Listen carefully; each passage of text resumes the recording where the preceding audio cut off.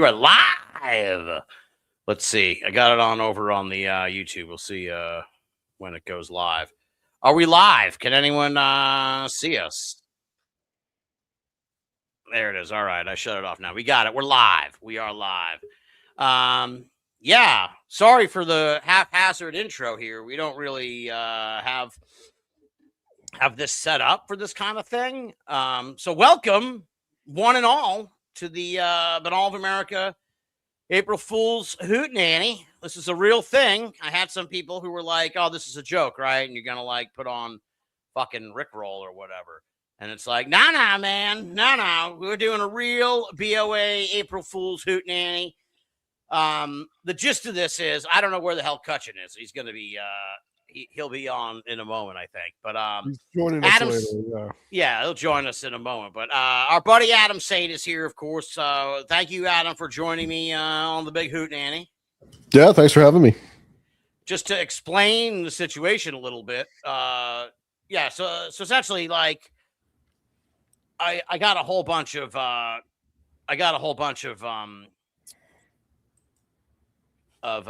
this thing's like freaky and shit. I don't know, this StreamYard. But anyway, I got a whole bunch of shows taped that'll run us like all the way to like late May, like probably like close to Memorial Day.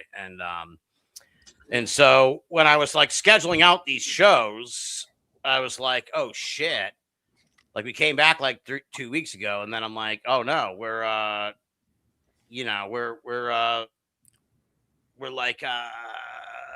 gonna have a show on April 1st. And it's like, I don't want to drop some guest on April 1st and be like, you know what I mean? I feel like it would be a diss, like a closet diss. You felt like it would, in a way, like it would insult them that they would be released on April Fool's Day. Okay. Yeah. So I was like, well, what should I do? Because I can't the show just came back. I can't not do a show. Well, so like, I guess you knew I wasn't going to get insulted. So I mean, I'm your April Fools today, I guess. Yeah. No. What I thought was I would do something special in a way, because it was like, well, I knew you wouldn't get insulted. I'm like, well, what?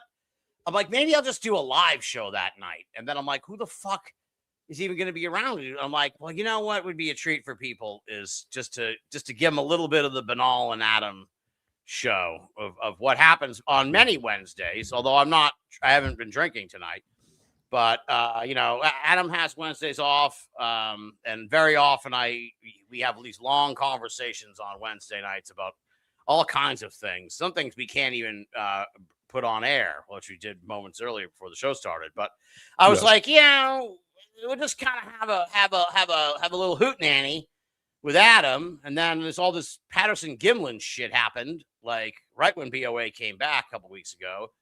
And it was like, I had a lot I wanted to say about it, but it's like, I don't want to type all that out. So I was like, well, what better, if we're going to do a show on April Fools, what better like sort of topic to discuss? Yeah. They and the Patterson Gimlin kerfluffle. So we'll be getting into that in a little bit. We'll try and wait for cuts so we don't have to repeat myself on stuff. But because Yeah. I'm curious what his thoughts are about it, because I haven't. You and I have talked about it, but I haven't talked to him about it. Right. So what he thinks. Right. And I was pretty drunk when I talked about it with you, so I don't know what. I'll probably repeat myself to you, but to the audience, it'll be sort of like, oh, what's this all about? But that's sort of the idea of what's going on here, folks. It's a super loose episode. It's kind of a little bit like in TV terms, in a way. It's sort of like a backdoor pilot in a way. Because I thought to myself, like, maybe we bring back sort of the live show aspect of BoA, which I really do love doing, the live shows. So maybe now that we're back here in the regular swing of things, maybe we do like a like a monthly live show in the mix. So this is sort of like okay, let's do a test run of to see how the live show format will go. So yeah, that's it. That's the no commercials, no subscriptions, You know the rest. So that's that's the beginning. That's the beginning. So that's what we're doing here. We're just fucking around. We're just having a hootenanny. We're going to be talking about shit that people will want to hear about, of course. But yeah, don't expect sort of any level of like fluidity or professionalism. It's a raucous, it's a raucous evening. So Adam, how you been since the last time I chatted with you? Oh man, I've been great. Just been living life and enjoying myself. Been doing the podcast about once a month or so. Just kind of been getting slowly back into it after like a year off. Just had latest episode. I got Nathan Isaac came back on, and we did talk about the Bigfoot stuff too. So if anyone wants to go check that out, that's up there. Conspiranormal. Took a little trip with someone special. Went to Pinson Indian Mounds and in West Tennessee, which is from they're about 2,500 to about 2,000 years old. It's actually an active archaeological park. Nice. Where they're like doing actual archaeological excavations of these things. That's cool. Like really hidden, out of the way place that no one would ever knows even existed. It's like a state archaeological park here in Tennessee. In Western Tennessee. West Tennessee, yeah. It's like just. Well, isn't Nashville already kind of in Western Tennessee? Nashville's Middle Tennessee. Okay, all right. Yeah. And where's Memphis in relation to all this? Well, this would be east of Memphis still. So this is kind of in between the Tennessee River and the Mississippi River. All right. Yeah. Let's see. We got a text here. Who's this? Cutch. Okay, done. All right. It'll be on in like 5 minutes. All right. Interesting. All right. So would you say better or worse than Serpent Mound? You loved Serpent Mound. So what was your? I would say I like Serpent Mound better. It's spectacular, right? Serpent Mound was awesome. I'm surprised by this. But this was I think just as great. I mean, they have the period that you're talking about is the woodland period. Like I think it goes like archaic woodland and Mississippi, and I think there's like 3 or 4 periods of Native American civilization in North America, specifically in the United States and Canada. And this is from the woodland period. They have the Saul's Mound, which is the highest mound of that era at 72 feet. We went up that, and it's actually a whole complex. There's a whole bunch of mounds in this archaeological park. It's really cool. And then on Saturday, went to Florence, Alabama, which there's a mound there as well.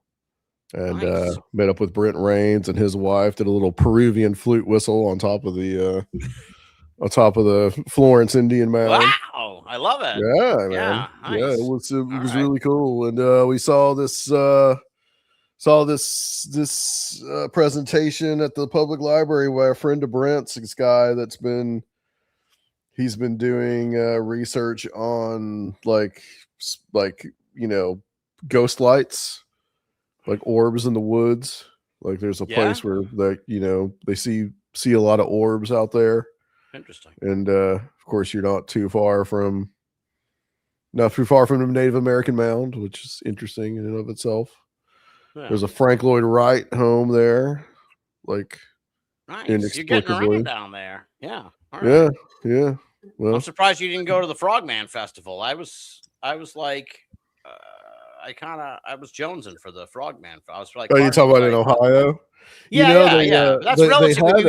We went there in September, so it's not like it's out of the question that we'd wind up. Loveland Frogman.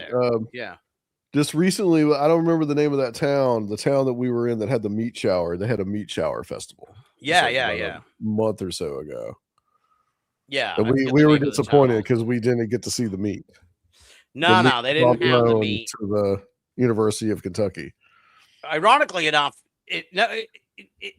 Transylvania, whatever the fucking university is, because Transylvania University, yeah, and that's in Lexington, and so ironically we drove all the way out, and then it was like, oh, it turns out it was actually in the city we were in when we left to go to the Serpent Mound. So yeah, that was a weird, right? But I look back on that weekend and I'm like, I really enjoyed that time in Kentucky. Now, the more Think about it. And that actually is a good segue because while we wait for Cutch, we can plug it now. So we're gonna be back in Kentucky in October.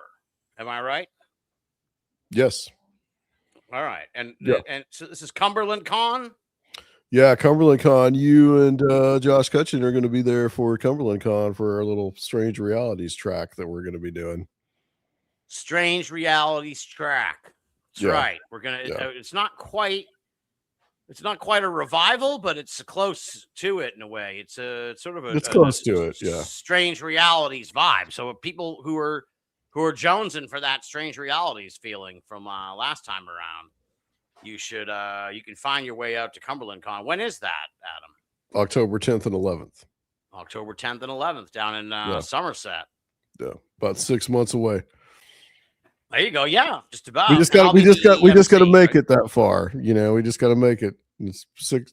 I know 6 months is a long time to think about right now, but oh man, what do you? I see. This is the kind of shit that comes up in the private. So what's your since the last time I talked to you that I can recall, we are now at war with Iran, which is exciting. Like who, after all these years, is it exciting? Is it? It is exciting in a way because like you're old like me, right? It's like this feels like I can't even. This is like alien disclosure or some shit. This is like war with Iran. Yeah, right. Okay, dude. It's like they've been talking about war with Iran forever. This is like this is I can't come up with a good. This is like the Cubs win the World Series, except they did, but it's like something along those lines where it's like it's this fanciful hypothetical thing like it was always all the time growing up. Like I was telling someone younger than us, I was like, you probably don't even know who John McCain was, but like his whole shtick was like bomb Iran, fuck Iran. You know, he had that thing, he sang Barbara Ann and he was like bomb Iran. So it's like they've been wanting to fuck with Iran since like the 80s, since I was like a kid. So it's like, holy shit, we're really gonna go to war with Iran this time. Whoa, it's finally happening. And then it's like, this is a terrible fucking idea. Like, what are you doing? And it's just so funny because it's like, it's just so, it reminds me a lot of the pandemic in a way. You got all these people who fucking, they have no idea what the fuck they're talking about. They have all kinds of fucking opinions and shit.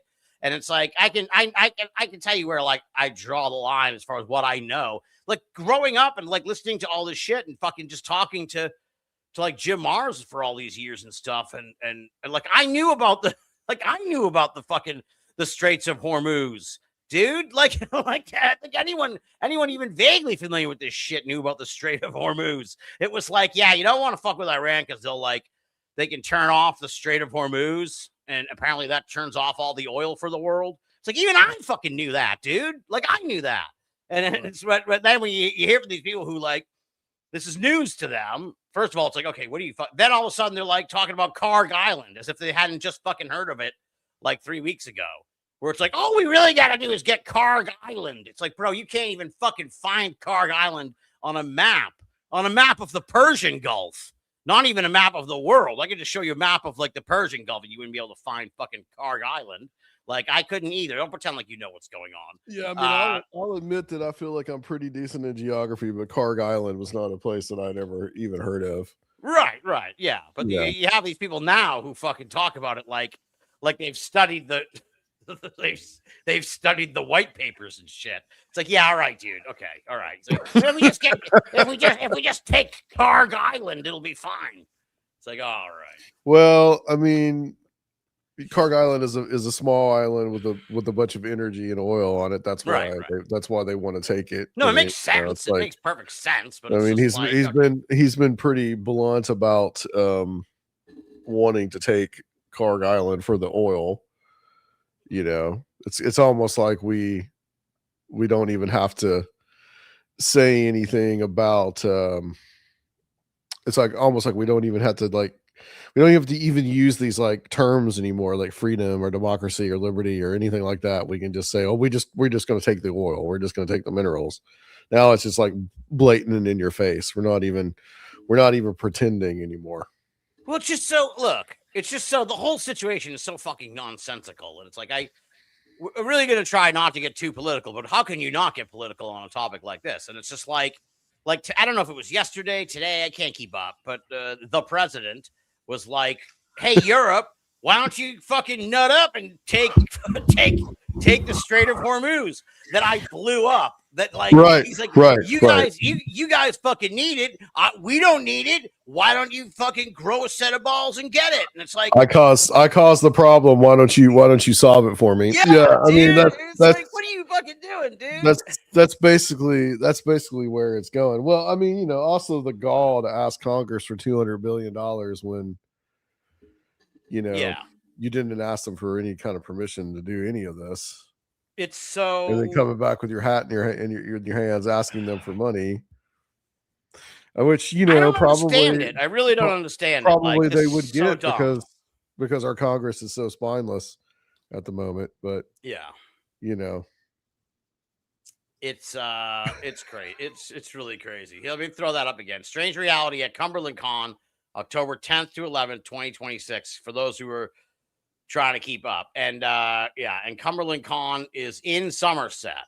And I can't at the Center for Rural Development. Oh, that sounds fancy. Which is a very interesting place to have a conference. That's where they've had it. I think they had it last year. All right. Yeah. And rural development. Who was the and so Adam will be coming in from Nashville. I'll be flying down to Atlanta and driving up with Cutch. So I don't know the best way. It depends on where you live is the best way for you to get to Somerset. Because it's certainly, you got to do a little bit of a drive. You could probably come down from Cincinnati, I bet, too. It might be, I don't know. That'd be a straight shot from either one on I-75, yeah. Yeah, so, but you and I and Cutch will be on in a moment, and Bruce, who's in the chat, and I think Zach Farr was in the chat too, but we were all down in Kentucky, in September. We had a blast. So, but back to the war. I mean, how do you even? It's really insane, dude. I guess what really my voice is like. what really fucking surprises me in a way is just like how poorly run this seems to be for a fucking war. It's like 1 minute, it's like, oh, we don't need to fucking negotiate. And then it's like, it's over. And then it's like, we're going to blow up everything you have. And then it's like fucking whiplash. This whole last month has been just exhausting. Oh, it has. Well, since January 1st, it's been exhausting. I mean, what do you That's true. Because we started off with, we basically started the second day of the year with Venezuela. Yeah, and then we had the whole like Minneapolis shit, and then we've had the whole that's true. That's true. Then we had Greenland. Then we plus had all the Epstein files and everything. And all the Epstein stuff has been percolating in the background of all this, right? It's been quite the year, yeah. Now we're quite the year, and it's only April 1st, bro. And the president is speaking to the nation right now on April Fool's Day. I know. Anyway, I don't know. I don't know if you got any MAGA listeners, Tim. But no, I don't know.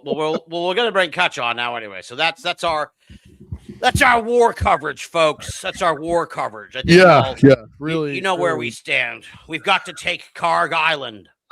We've got to take fucking Karg Island. Doesn't matter if we send some troops there and they have to stand there on this barren fucking island and get shot at. Like, doesn't even fucking make any sense whatsoever. You can't just take a fucking shitty island that only that's been paved over in the middle of the Persian Gulf. Doesn't make any fucking sense. But I don't understand it. I don't understand it. But it's finally happening after all these years growing up. But anyway, now that we've covered the war, we're gonna bring it. We're gonna cover a real war that's been happening. A war in the world of Bigfoot. Oh yeah, well, this is the stuff that we really need to be talking. This is what we really need to be talking about right here on this show. Okay, for real. All right, so this is here we go. Let's bring him in. We got our third member of the hunting party here. The one and only Joshua Cutchin. Welcome, Joshua Cutchin. Gentlemen, it's good to see y'all. What's up, man? I hate that I missed the war coverage, so I'll provide my 2 cents from what I heard. Adam, you're wrong. It's been exhausting since 2016. Well, And, that too. That and particular year has been exhausting. And the other thing I'd say, I mean, I hate to be one of these people, right? But like, I've been listening to astrology. Wait, hold on. First thing, this chair is kind of got a squeak, so it's That's not a it's not a fart, the right? Okay, Hootenanny. it's not a fart. It's the Hootenanny, baby. But I've been listening to like some astrologers since like, I don't know, 2020 is when I really started paying attention, because some of them in retrospect were like, it kind of looks like looking into the eye of Sauron when I look at 2020, and that was when I was like, oh, they kind of called it. And for the past 6 years they've been saying 2026 is the year that everything pops off, for it's popping. this thing. And so like, I don't kind of want to be like, I'm smarter and I was paying attention, but I'm just saying, like, there is some degree of comfort. there is some degree of comfort in just being like, well, obviously something is spooky because it's proceeding as people seem to foresee. So Yeah. So I'm kind of like not surprised by a lot of this, and it's just been one of these things where it's like, I'm just ready to get this looming global conflict and Cold War 2.0 over. Whatever that looks like. Yeah. Whatever that looks like. I mean, like, I might not be here in 6 months to even be there for when it's over, right?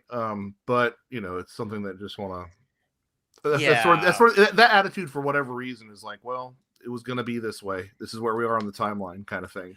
Gives me some solace. So that's my 2 cents. Yeah, no, I'm in agreement in the sense where it's like, all right, let's, like kind of like I was saying before you got on here, where it's like we've been hearing about this. Oh, we're gonna go to war with Iran for like my entire life. So it's like, okay, we're doing it. It's like, fuck, like there's not too many quote unquote bucket lists. Like, they say the aliens. Your bucket list war. I say quote unquote bucket list. Like this life, like weird world, global things. All that's left is the fucking aliens. Let's be honest. Like we've kind of run out of. And Jesus coming back. Like that's pretty much all that's all that might be the same thing. You said you've heard about this like your whole life, and like I have too. I mean, literally, it's like, no, I don't think. Well, Tim, you and I were just way too young to remember like the Iran hostage crisis. You know what I mean? Right. But it's been going on literally. It's been going on literally our entire lives as they've talked about these other things. I remember 2008. Like I remember there was talk then. There was like chatter then about, I remember hearing on like coast to coast that we were going to bomb Iran, like 2008. I was like, oh shit, Right. But like, the thing is that no president was, I don't know, didn't take the bait, wasn't going to do it. Yeah. You know what I mean? Enough. I'm just trying to choose my words, but like, yeah. Anyway, let's get to the Bigfoot. Let's get to the Bigfoot. That's a much better thing to talk about. Out. Yeah. So just to set the stage, you explained this before you came on, Cutch, but it was like, you're muted. I was saying I'm bringing the same energy to the Patterson Gimlin film, so let's go ahead and do it. That's fine. Sort of like to sort of set. So I had tried to get Cutch. I was like, Cutch, we should do a show to respond to this like 2 weeks ago, but when this all like broke and everything. But even then, I was like, I don't really feel like it was kind of rushed. So Cutch was busy. It's kind of more interesting too to have seen the reaction, and so now we have the benefit of hindsight. Yeah. Now we can see sort of the fallout that's been going on. But for folks who are unfamiliar with this, it's really, I have a lot of points to make during this conversation, but like one of them is like, this is a huge fucking deal to like us and people in the world of Bigfoot. But like, if you take one step outside of this little niche community, like nobody fucking cares and nobody gives a fuck.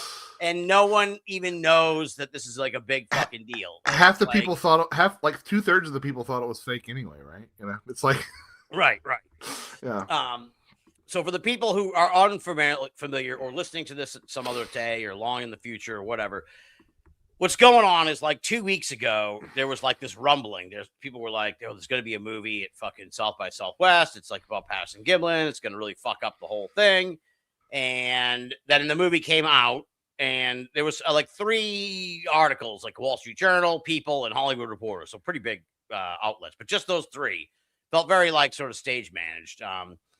And then this dude no disrespect to him, but like he somehow, I almost reached out to get him on the show, but it was like, I felt like we would be pestering him or something with questions. But this guy who's like a Bigfoot enthusiast who lives near South by Southwest, he went to the movie and then did like this like passionate, almost. I mean, look, I'm from a different generation. I feel like, to me, I'm like, this looks staged. The way this guy was like, oh no, the Bigfoot's. What I saw in the movies like shattered but it's like, you know what? This is just how the younger generation is. They're performative. They're constantly on fucking camera. So if they can't do a 5-minute video about it, has to be a fucking 30-minute video. It's like, son, I don't have 30 minutes. that guy seems really earnest and nice. No, he seemed like a very nice guy. No. He's a very, very nice guy.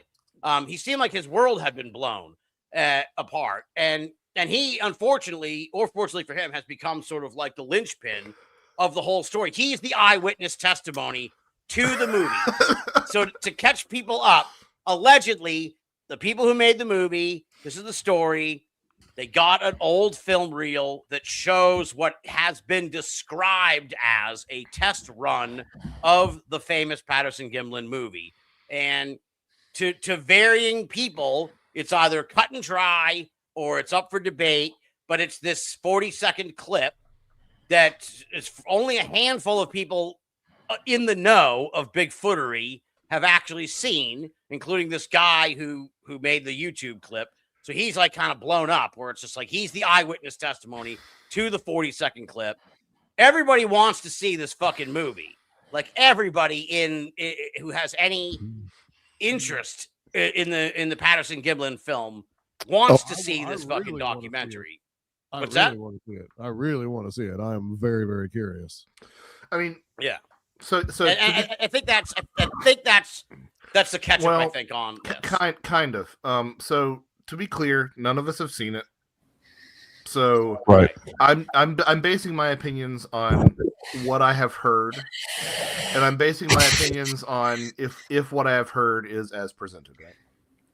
To me, that's not even the most damning thing. So apparently, there is this 40-second clip or whatever that uses a certain specific Kodachrome dating system that really can't be faked. That suggests that it was a dry run for Willow Creek. Apparently, from what I understand. Again, from what I understand, I could be wrong. From what I understand, Gimlin is in that footage as well. Right. Yeah, I think the film stock dates to 1966. And so it's right in this. It's right in the. Which means it could have been used in 1966. Yeah, they could have bought it in '66, and yeah. So that was that's one part. But to me, the really damning thing, like whatever, because people are saying this was bound to happen. People are saying, oh, it must be an AI video, whatever. But the thing that I think sounds like the more damning bit for me is Bob is, from what I understand, Bob Gimlin being approached at a conference, and they're like, "We're here to all tell the truth, Bob." And Bob is like, "Yeah," he seems really resigned to it. It's like, "Yeah, I guess it's time. Yeah, I'm ready." And then Bob's wife steps in between him and the camera and shuts the whole thing down. That to me is more damning than she nixed it. Yeah, she nixed it. Yeah, I definitely have to see that part. I mean, we have to see the whole fucking movie. That's the right. Well, and then the confessions from Patterson's family saying like, yeah, the royalties were the residuals were too good. Right. Yeah.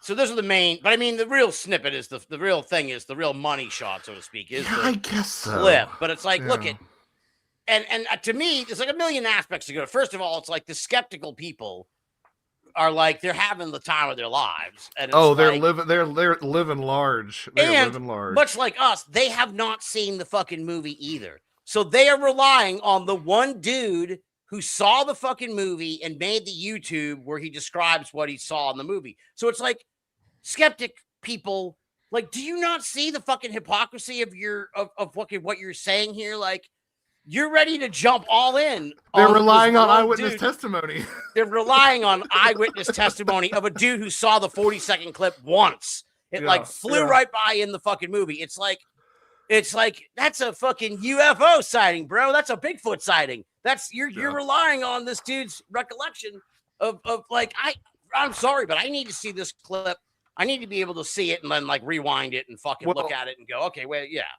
I had heard he was saying everything that I had heard a couple of days beforehand from a third party. So it was interesting to kind of see that line up. So I think more people have seen it than have let on. Right. And there were other people posting about it on Reddit. I think he was one of the few that in the community. Yeah, no, I mean, there's been other YouTube people video from the Bigfoot community. But I've seen other people post about it on Reddit that they've seen it.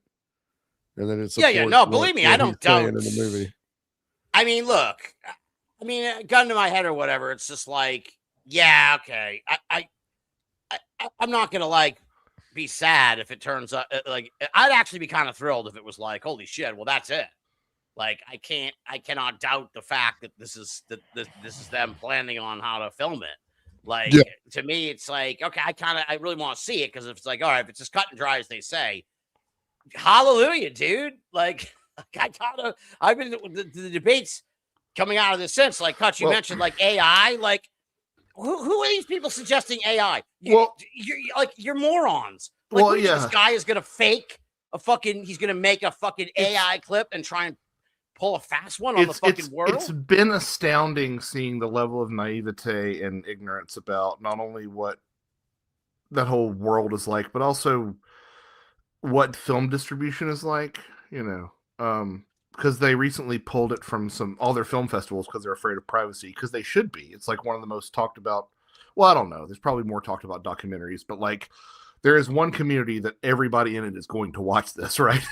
And so, they've got a right to believe in privacy. And the number of comments that was like, that proves it's a cash grab. And it's like, that's not the way film festivals work. It's not the way any of this works, Right. But it's just, I have so many thoughts on this. I mean, I think I said this to you, Tim. It's like, it's still, I agree with you. Even if it's cut and dry, it's still, an absolute marvel of a film, because if it is proved to be a fake, I mean, like, it's either footage of a real Bigfoot or it's a fake that has managed to last for 60 years. Right, I mean, right. I saw someone on Reddit make the absolute perfect comparison where they said, like, it's a great, now we can stop with the fucking charade and just accept this for what it is, a great American piece of folk art.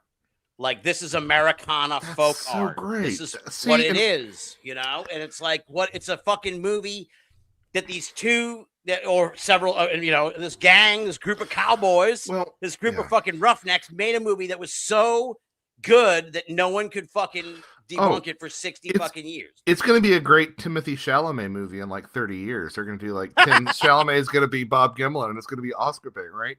But like, here's the thing that is just the entire, okay, gosh, I have so many things to say. I know, just take a breath. This is the Hootenanny, baby. So yeah, we can hoot it up all night. I said this to you, I'll reiterate it. I think that the real losers in this discussion are like people who claim to be video forensics experts, because if they weren't able to sort of out this, and like, look, maybe they did a better job and I was just living in an echo chamber, right? But if they weren't able to conclusively say, look, there's no way this isn't a hoax after 60 years, then that's not as well defined a science as it should be, I think. It's pretty astonishing. So that's one thought. But the other thing that is really occurring to me is that the not the entirety of the Bigfoot community is as upset about this as it seems. Right. By which I mean that, like, it's the people who are really married to the flesh and blood idea, who are like really like rending their clothes, right? And I get it, because as it turns out, a lot more was built on analysis of the Patterson Gimlin footage than we appreciate. Like, Jeff Meldrum had this entire model of understanding Bigfoot prints that involved mid-tarsal breaks, which are the specific part of ape anatomy that he suggested were evidenced in the PGF video and the footprints. And like, if that was like one of the main pillars of that theory, so that's out the window now. And it's just, I think there's going to be sort of a house of cards series of cascading failures in the flesh and blood community forensics sort of sphere, that we didn't realize what a keystone the Patterson Gimlin film was in regard to that.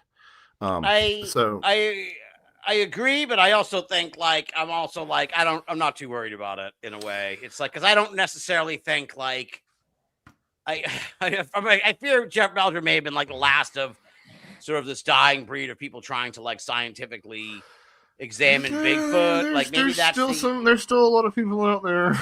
Well, There's still a lot of people out there.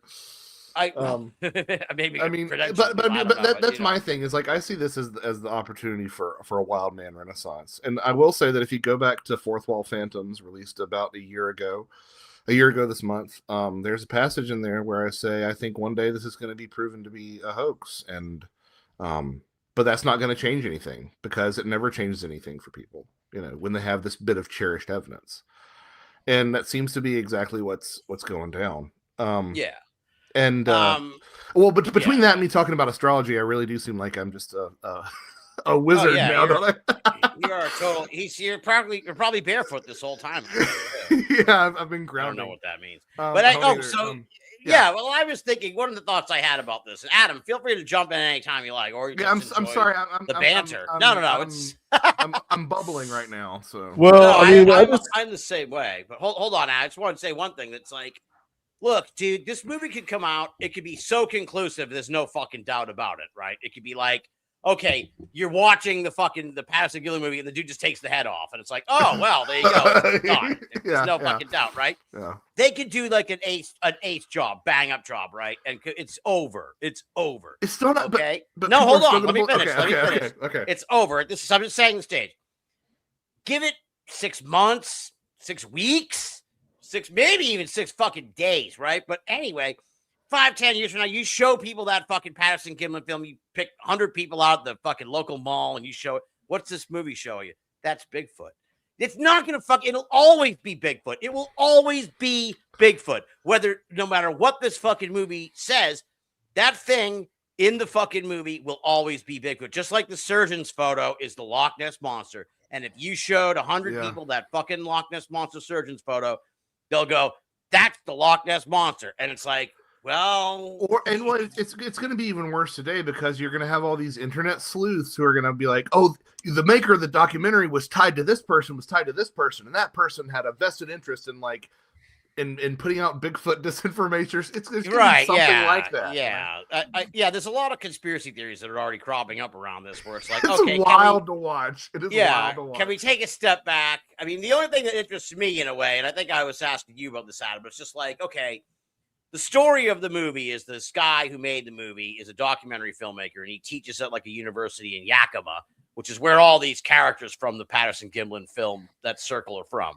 And one of his colleagues, her dad was mixed up in that gang of people. He died, and the money shot 40-second reel was like in a safe in his house, and she got that, gave it to the filmmaker, and that's where we are. To me, that my main question is like, if I could talk to him, and I hope I can at some point, it's just like, okay, what else was in that fucking safe?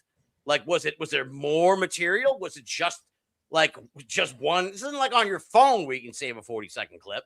It's like, did she open the safe and there's just one tiny little fucking reel of film in there? Like, what is, like, yeah. And it's like, whoa, it's like, oh. But I would like to know sort of more about the circumstances by which this reel of film kind of popped up, and it's like, okay, I kind of wish this dude hadn't fucking died, because he would have been a really interesting source for this movie. Like, okay, bro, how did you have this fucking reel? How are you?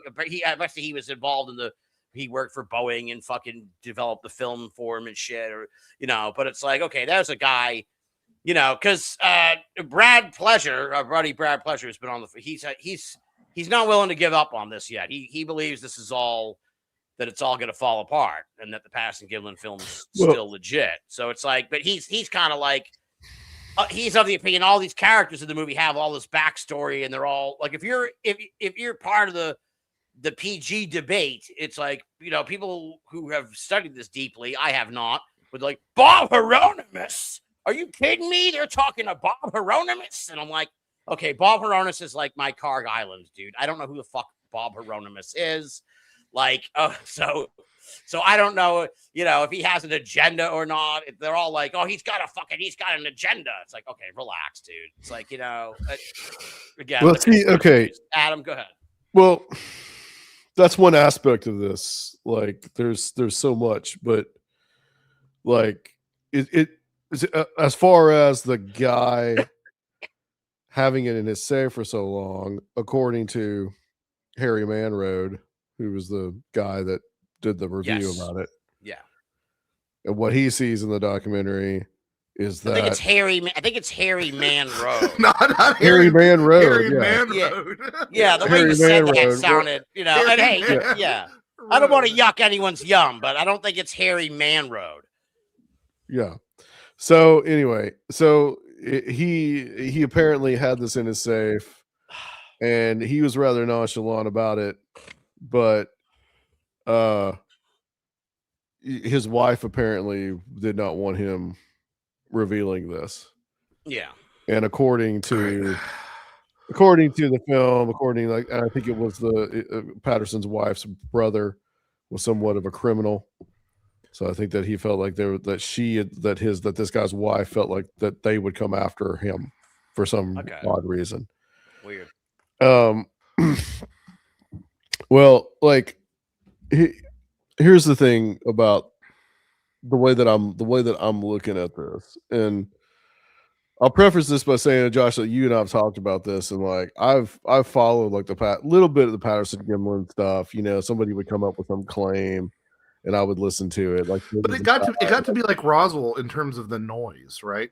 It is. It's very much back like and that. forth. It's like Roswell. It's like Rendlesham Forest. There's a lot of fucking noise. It's one of those paranormal clusterfucks that I like to call it. And that's what it's become. Because you remember there was a guy that said, "Oh, they were wearing my suit that I made at that same time." Yep, at that same That's for time. Far's asking for some flash. And so, like he was coming up with all this stuff, and like you never heard anything about it. It just added to the noise. It's just like you said, Josh. There's just a ton of noise with this. Yeah, and like endless debates where people just all these YouTube videos with like measuring the fucking length of the elbow to the fucking thing. Exactly. I don't have time for that. So it was never one of those things that I looked at and I was like, I didn't see it as definitive proof because there was just too much debate. There was nothing ever definitive about the Patterson Gimlin film to me. I'm not going to jump in and dominate the conversation again, I promise, Adam. But I would just say, like, what you are alluding to there is what I would call like. In my view, is like you look at it and like there's too many points of failure here. Like you can't build your entire system around which you engage with this aspect of the phenomenon on this one piece of evidence because there's it's too many points of failure. Too muddy, too many points of failure. Yeah. The fact that we don't have the original film, right? If we could compare the original film to this film, that would be definitive fucking proof. Right. I think we all, the three of us at least, I think there was sort of this element where it was just like, this was a fantastic magic trick that they somehow pulled off. And I appreciate that no one can seem to figure out how they did it to me. So that's kind of like, and it was like, it was always just like, well, I want to believe it's cheesy. It's cliche, but it's like, I'll be happy to admit, it's like, I want to believe this is true. And since no one can seemingly prove that it isn't, I'll just kind of like let it exist in this sort of nethery realm where it's like, okay, well, it could be. That's good enough for me. It could be in this regard. So I'm like, I'm not devastated if it turns out that this is bullshit. Right. Me neither. But I want to say this about it. Okay. Like, I was talking to a friend of mine and I was just like, and he's not well versed in this stuff. And I was just telling him, the Patterson Gimlin film is being debunked. And he's like, what is that? And I said, you don't know it by name, but I guarantee you've seen it. That's how I described it to someone. Because it's so ubiquitous. And in all these documentaries, which apparently, it kickbacks to the Patterson family for years, apparently, because of this. Adam, it goes beyond that. 90% of Bigfoot imagery is based on that, right? That's exactly what I was going to say. That's exactly where I'm going with this, Josh. Is that like you're talking? your book, the fourth wall phantoms, and all these mechanisms that, this is what people see.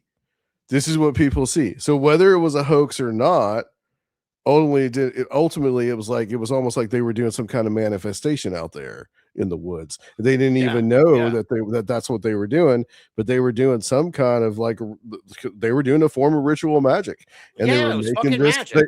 they were making this thing happen. Alan Greenfield told me on Conspiranormal one time, we were talking about hoaxes, and he said there's no such thing as hoaxes. What he means by that is, there are hoaxes, but it causes paranormal activity to jump off. And Greenfield, being a kind of an acolyte of Jim Moseley and Gray Barker, they would call in and call into the radio station and say that UFOs are being seen, and sure enough, UFOs are being seen. And so the manifestation, this idea of manifestation, this idea of a working. All this, I think, is part of the story. Is like, this has become so ubiquitous in our mind. This is what people see, and the Patterson-Gimlin film really sparks it off. Yeah, absolutely. It was, there's no way they ever could have possibly imagined that it would have taken off so much too. That's right. The other part where it's like they had to. And I joined one of these groups. It's like this group for skeptical Bigfoot discussion or some shit on Facebook. The Coalition for Critical Research. That's your Hootenanny right there. Part of me is like, I'm like, okay, well, they're having the time of their lives, but it's just like, okay, I got some bad news for you guys. Like, you're the fucking dog who caught the car.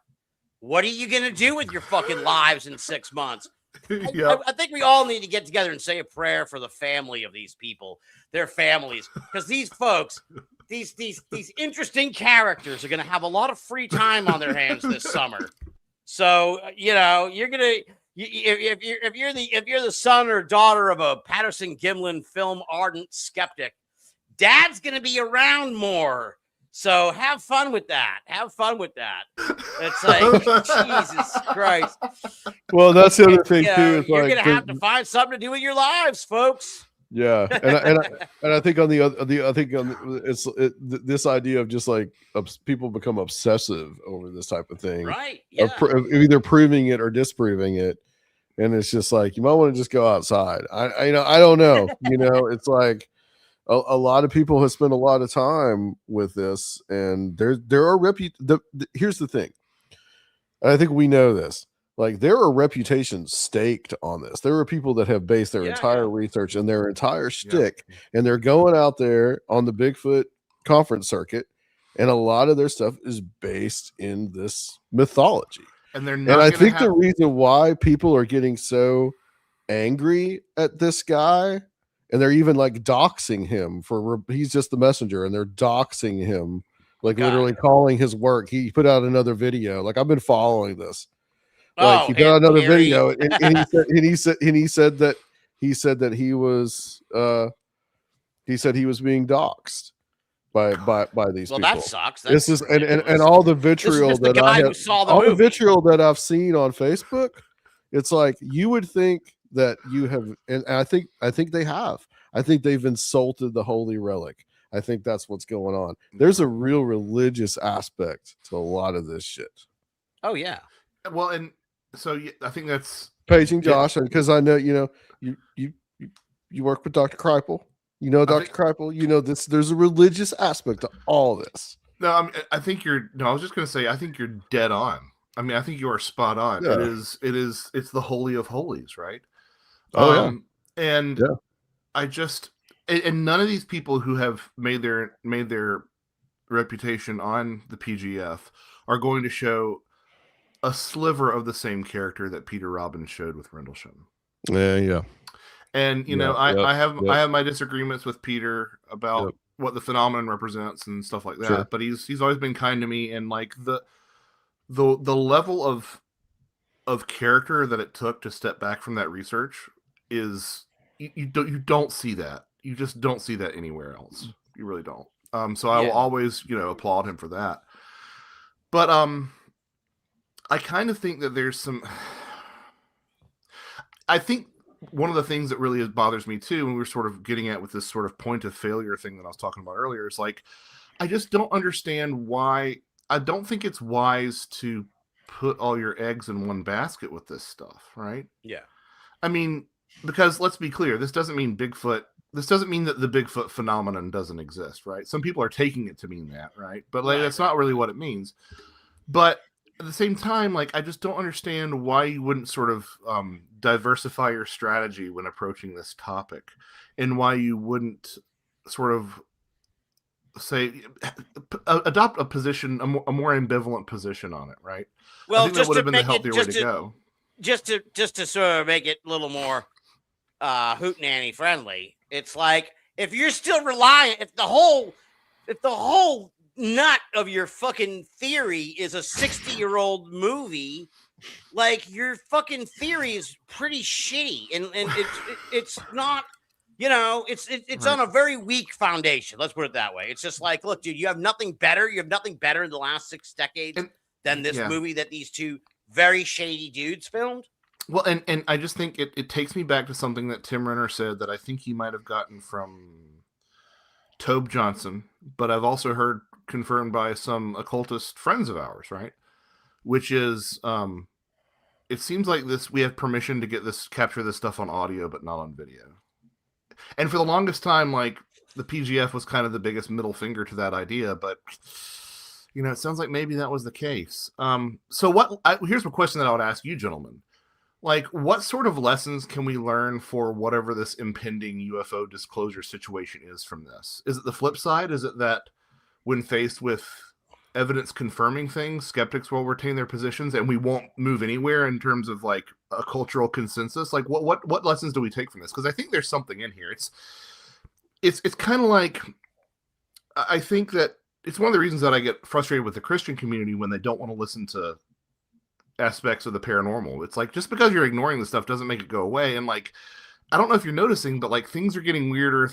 People are becoming more open about this stuff. This is becoming more of a cultural consensus that this stuff exists. So it would be in your best interest to have thought about this stuff beforehand, right? So right. I mean, as opposed to getting blindsided, right? And similarly, you know, Bigfooters, why haven't you adopted a position where you can pivot from the PGF being fake? You know what I mean? Right. But yeah. Anyway, what lessons can we take from this regarding the whole disclosure thing, if anything? Well, it's hard to. It's not exactly an apples to apples comparison, only because, like, we're talking about the movie that was the Holy Grail, and now it turns out that is likely going up in smoke. Versus, they're trying to take smoke and put it back into, turn it back into. Okay, you know what I'm saying? I know what you're saying. I guess what I'm getting at is like the persistence of predetermined positions. I see what you're saying. What can we learn from that, right? Oh boy. For the next 3 hours. Yeah. Well, I just wanted to answer Red Pill's asked multiple times. I asked Lauren, he has asked about Lauren Coleman, and he said, has anyone checked on Lauren? Yes, Lauren is in the process of moving his fucking museum. So, and I asked him what he thought. I don't think this is telling tales out of school. He said, I want to wait to see the fucking movie like everybody else. So right. I haven't come out and made any sort of like, that's the other part of this. It's like this social media thing where it's like, look, you don't have to come out and make a fucking statement about. It's like there's all these people who were like, I just want to take a moment here to make an official statement about the Patterson Gimlin film and all this. It's like, okay, relax, dude. No, you know, no one's stopping you at the fucking gas station to ask about Patterson. You know, as people act like they're fucking Chapel Roan over here, where it's like, oh man, I was at the airport and everyone was fucking bugging me about Bigfoot. It's like, no. That's called getting attention and getting on the algorithm. Yeah, exactly. That's what that's called. Yeah. So I don't. Yeah. So Lauren, you know, I would assume when the movie comes out, Lauren will have plenty to say. But it's like, until the movie comes out, what is there to fucking say? It's like it's all rumor and innuendo and sort of speculation and shit, and that's it. I don't know where to go with this point you're trying to make about UFO people. Cuts. I guess mean, they're I just like I see. I what's the parallel you see? I see people sticking to their to biases and opinions and minds that are already made up, right? And yeah, I have also seen in the past couple of days a lot of people really get upset with these comments that Vance thinks that UFOs are demons, and I'm not saying that they are, but I'm saying that like you can't conflate bad ideas with badly used ideas, and just because. And by the way, that's not a new idea. It's not new, right? That's part of what I'm getting at too. I mean, this has been discussed ad nauseum, right? And it's just, I guess I just see this as, I guess this is just throwing into stark relief how much people will say that's not what I think this is. You can't show me any amount of evidence to the contrary. Although maybe that's the lesson of the past 10 years, right? I mean, I don't know, and this is just a microcosm of that. Josh, that's going to be the reason. That's going to be the reason they say, just watch. This will be the reason they say that disclosure isn't going to happen because of Vance saying that. Oh, also Hegseth is a Christian, evangelical Christian as well. Yeah. So that they'll say that they prevented the disclosure from happening. It was the Christians that prevented it. It would manifest the demons. This will be the cop out this time. Well, we'll see, dude. I mean, look at this war in the Middle East, this talk of aliens and demons and shit. Who knows? Maybe we are at the fucking apocalypse. I don't know. You know, it sure seems like they're very. And I heard like when they went to, I heard that there was like a meeting or something, and several of the people in the army were like, "This is it. This is the final fucking battle." Yeah, I heard that. It's like, whoa, okay, so we are, we are in Revelations. And we are okay. We're gonna try and gin up the fucking end times. This is, oh no. But anyway, just before I still feel like there's more to say about this movie, but it's like I gotta see the fucking movie. I think that's the point. I think that's the point. Everybody needs to calm down. Yes. And like I get conflicting things like it's going to be a year. Like it's probably going to be a year. It's going to probably be a year before this thing comes out. Maybe they'll rush it because it has such a buzz about it now. Maybe they'll rush it out. Who knows? I really wish what they would do is just show the clip. Right? Oh, dude, they show the clip, the movie that they show the value of the movie is like gone. Well, if they're really concerned about it, if everybody's really concerned about it, get the filmmakers to get all these important Bigfoot people in a theater and let them just all show it and just see what happens. But again, but if that doesn't happen, then we just got to wait for this documentary to come out. But again, a year is a. I don't think a lot of people realize this. Like that would be an expedited timeline. I still think it's coming out on the anniversary of the movie. So that would be that would be. I mean, okay, so maybe things are different in the era of streaming, but I know that like it often takes independent documentaries like several years to find a distributor. Now the buzz around this one might be such that somebody gets snatched up, and because there's not going to be a physical release or anything, it's easy to upload to streaming and whatever. Maybe it does get that fast, but yeah. Well, it's because like.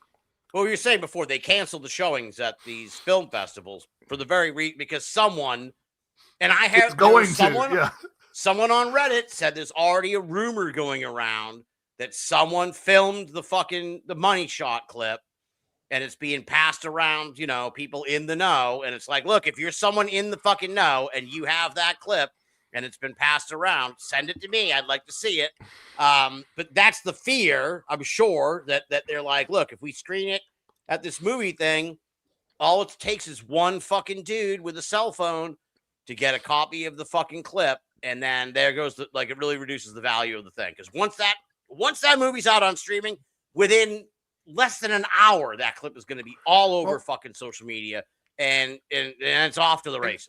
And I wish that some of the people who are criticizing this without seeing it would really sort of check the the logical foundations of their objections, by which I mean like the number of times I've seen people be like, well, I just can't believe that Bob would lie to me. He'd have to be a stone cold sociopath to have lied to me. He would, and I'm like, dude, that's the story of every liar. Like, how many times have you seen somebody on the news and they're like, oh, my neighbor was a serial killer. He raised hamsters and had an orchid. You know, it's like he would never kill somebody. Like, that's what they do. Right. Like, that's what really good liars do, is they can convince you of this stuff. Good point. You know? Can I say something too about they're saying that because you know, one of the biggest thing was like the breasts, right? That's the big thing always, right? And why would he do that? And apparently I've seen some pictures come out of like, you know, I've seen like there's some drawings where he made, you know, pictures of female Bigfoot, and I've seen this whole thing of just like, well,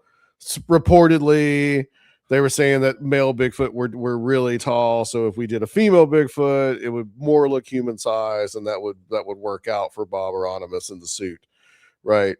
So, you know, but they're saying, well, that's impossible. Nobody could make a suit like that at that time period. But I feel like Patterson, you know, he probably had.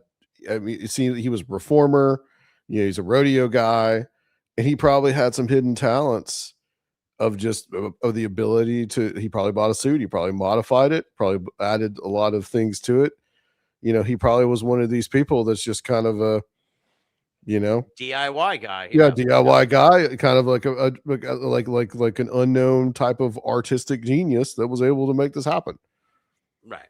And unfortunately, if you believe his son, he burned the suit, and we're never going to know exactly what he did. But, you know, if it's proven definitively to be a hoax, then, you know, the guy was a great artist, and they really pulled something. I mean, you know, I think it's fascinating. I think this story is fascinating that you have a 60-year-old mystery that could potentially be solved. Yeah. The story of why and the result of what has happened, like, you know, with people seeing the same thing, is much more infinitely fascinating than it being a real ape in the woods. But that's just me. I don't know. You know, what sort of fumes do you think that suit gave off when he burned it?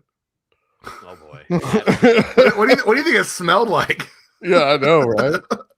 No, I think. But that's Cutch. You and I know when you're working within the Bigfoot realm. When you need to dispose of any kind of garbage, you throw it into the campfire. So that's Bigfoot 101. That's true. They also started that trend. God bless them. That's true. But yeah, I think that's, and what you're sort of arguing there for, Adam, is like, it's almost like a re-enchantment perspective, right? It's being able to see like the magic and the wonder in the things that we consider mundane. Because nothing about this is mundane if you have the right perspective on it. Not at all. Yeah. And so why not have your cake and eat it too, and be like, wow, it's amazing that I was alive for the revelation. Like, think of how many people saw this and never got this sort of, pardon the word, disclosure, right? Yeah. And I think that it's miraculous to be alive during this / that. And not only that, but like, so that's my cake and eat it too. It's like, well, I was here for the debunking of the PGF, if that's where we are, but also there's probably something going on out there in the woods too. You know, I mean, right. Yeah, I think that's, why not both and, you know? Yeah. Sure. This is going to be. I mean, yeah. Go ahead, Adam. Go ahead. Well, it's just manifesting. I actually had to step out for a moment. Manifesting as this thing, right? Use the restroom. Is what it is. Turning it over to you two. So he's going to turn it over to us. I don't know. I'm afraid to leave the. Can I leave Well, here's this. You know, one point about this too is like, you know, this evidence that has come to light. You know, like Tim's talked a lot about DB Cooper on the show, on his show. You know, and there's always that thing. I mean, I even heard that, I think in the DB Cooper documentary, where they're talking about how, you know, someone has something in their house that is going to prove that DB Cooper was this person. Well, this is exactly what has happened here. Exactly what's happened. Someone had something in their house that has proven, I guess we'll put proven in italics or quotations, that that potentially this Patterson Gimel film is fake. So now that Tim's gone, I can sort of get artsy, not artsy fartsy, but I can sniff my own farts here. Like that's almost like that's almost like a PK Dick trash stratum / Carl Jung Philosopher's Stone in the head of a toad sort of lesson, right? It's this idea that from the most like boring and mundane of circumstances, there is something of treasure lurking in that setting. You know, I often call it like, you know, the Antiques Roadshow problem. Like, there's probably something in my house that would make me a millionaire. I just don't know what it is or where it is. You know, if I could have somebody from Antiques Roadshow come in and appraise everything I have, then maybe I might, you know. But well, I think part of the backlash against this is that people want the mystery. They want it to be so. They want it to be, you know, that this, and I think Bigfoot has become a real symbol in recent years, and I think that adds to it. And in that sense, this could not have come at a worse time, right? I have argued that I have argued. Sorry, it's been a long day. I have argued that the image of Bigfoot is to this current era what the gray alien head was to the 90s, right? Like, I feel like you used to see gray alien heads all the time in the 90s. Yeah, that's a good point. And you don't see it as much. And now you see like Bigfoot. Like, I could probably go out to my grocery store right now and find a truck with a Bigfoot decal on it. You know, it's especially in North Georgia. I would say you definitely could find that in North Georgia pretty easily. So imagine the smoking gun for Roswell being a hoax, something of this sort of like apparently conclusive, because we haven't seen it, apparently conclusive magnitude coming out in the middle of like Area 51 fever in the 90s. Like, yeah, it's kind of a weird time. Yeah, but I feel like Bigfoot's transitioned to folk hero now, as Red Pill mentions that here too, but it's been sort of, we've talked about it on BoA over the last few years too, but it's like there's definitely a transition from this idea of like Bigfoot being this, yes, the people who think that it's a creature, like an ape creature running around, but it seems like this more like just a general sort of vibe that it's like, that it's this idea, that it's this sort of like American folk thing. Like, it's like our creature. It's our like, make believe. There was a sense of own. Well, and that's why people feel so triggered by this, is because there's a sense of ownership, right? Yeah. And if you really think about it, like I've kind of mentioned, like America has kind of a pretty short history in comparison to some of these other parts of the world and shit. So it's like, and I think his name is Dustin Severs. I think he wrote the book on the early Bigfooters and shit. And so like having read his book and I've always just kind of come to the conclusion of thought in recent years, like this whole thing that kind of sprung up out of California with Bigfoot itself, when it became called Bigfoot, like all that's made up. All of that is like, maybe there is some kind of thing, but it's like that whole thing is like is Americana. But we're now, you know what it is, Cutch? It's the mystery house. It's the Santa Cruz fucking mystery house. It's the manifestation of that, and it came to life. And it's like, but it's pioneer spirit. It's an American egregore, like Adam was sort of driving at. It's all those things. I have to make a quick interjection. Bruce, I changed for the first time in like 18 years to the embarrassingly named Sousa Power 5 SP5 mouthpiece. Why is that embarrassing? Because it's a congratulations, Josh. I'm glad you've made that step. Sousa Power 5. It's a dorky name, but anyway, Bruce asked about that, so yeah.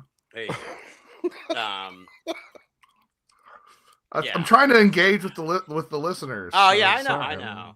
I just now opened up the chat window, so. Oh, it's a good chat. There's good people in there. I don't know. I'm not used to this. As I was saying, for the people who have just joined us, or this is kind of like a backdoor pilot for like maybe doing like a live party style BoA like once a month or something. That'd be great.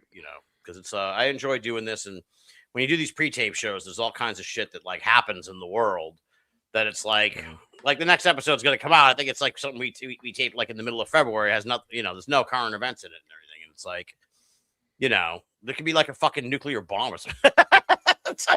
And you'd be hearing me fucking not knowing what the hell's going on because it's like February. So it's what I like about this thing too, this Bigfoot thing, is like it didn't dawn on me till I interviewed Lauren a few years ago, but like I found myself enchanted by the idea of like how this movie, the original Patterson Gimlin film, came out. And it was like tucked away in some fucking wildlife documentary. And in order to see it, you had to go to the fucking theater and watch this shitty ass wildlife documentary so you can see the 60-second Bigfoot clip that's in it. And it was like, oh, holy shit, what a time that must have been. That's so adorable and quaint. And then here with this new movie, it's like the exact same thing is fucking happening. Like if you want to see the money shot clip, if you want to see the big reveal, you gotta go to the movie. And I'm sure at least this movie's about Bigfoot, so you actually want to see it. It's like you got to go to the movies and sit there and wait, and that 40 seconds will go right by, and then you know. How many people are going to leave the theater after those 40 seconds are out? Well, at least with this one, I guess it builds to the Gimlin confrontation and all that. So it's like, all right, there's more to it, but it's but it's just like kind of an interesting the ease of being able to watch it. It's like, oh, we're just back in the day where you got to go to the fucking movies and see it for yourself. Like to the point, dude, where when they just announced and then they pulled it, but they announced that they were going to be showing it in New Orleans. I almost sent you a message, Cutch, but like within a day they pulled it. But I was about to send you a message and be like, road trip. Because like I was like, you know what? I could probably swing a trip to New Orleans, like in twist my arm to get me back to New Orleans, right? just to see this fucking Bigfoot movie. I would have done it. Man. I'm glad I didn't jump on that, and then they pulled the fucking movie because that would have been bullshit. It might have coincided with French Quarterfest too, which would have been pretty freaking great. But yeah, and it's kind of interesting that you say all that, Tim, because you know, there's been a lot of talk around Hollywood for the past, I don't know, 5, 6, maybe even longer years about how like there isn't anything that's like a guaranteed box office draw. Yeah. You have your major IPs, but like in terms of like a star, there isn't anything. And so like, how do you turn like these guys, these directors, whatever they've done, like it seems like they've brought back the idea of like an event movie. You know what I mean? Where you have to be there to see it for a niche part of the, you know, for a certain subculture, for the Bigfoot buffs. Yeah. I think it's gonna probably, I mean, you know, I mean, it's the only thing that I can really compare this to like for me personally is the Georgia Guidestone stuff, which I have a little bit of a personal connection to because of Dr. Future, because of Mike and his, you know, research. But like that's just now getting some kind of traction. So I see what you're saying. Like like they solved the mystery. This is the closest thing that I probably have come. Like that's the closest thing that I can think of that's very similar. That just like there was this mystery of who a person was, and everybody wanted it to be the Illuminati or, you know, Ted Turner or whatever, and it turns out to be just this old racist doctor from Fort Dodge, Iowa. You know, like the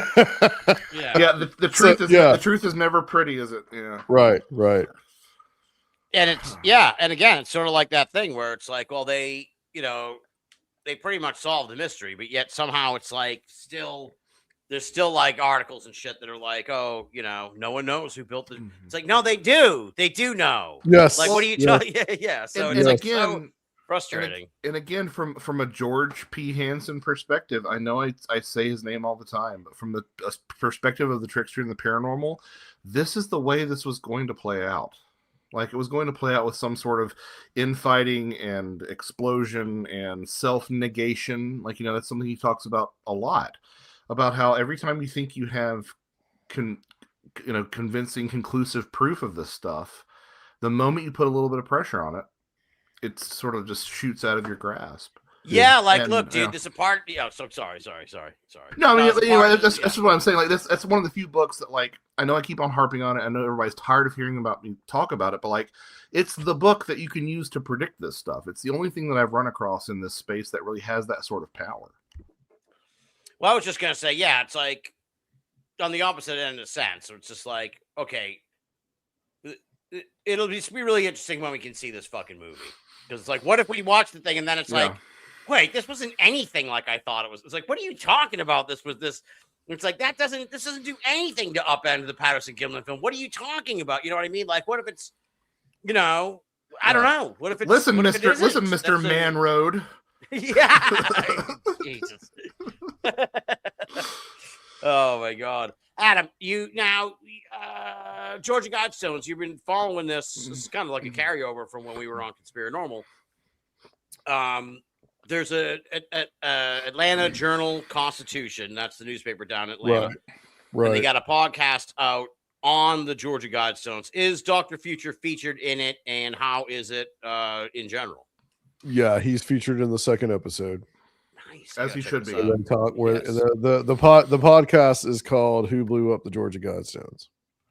So it is more about solving the mystery of who blew it up, and then also kind of it's the whole story. Yeah, it's the whole story basically, but it's much more focused on why it was demolished in the first place.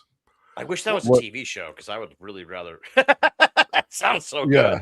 Yeah, it's definitely. Yeah, I mean, it's these type of podcasts are more audio documentaries than they are. Yeah, no, I know. And there's a great Yuba County 5 one like that. But correct me if I'm wrong, Adam. While Dr. Future's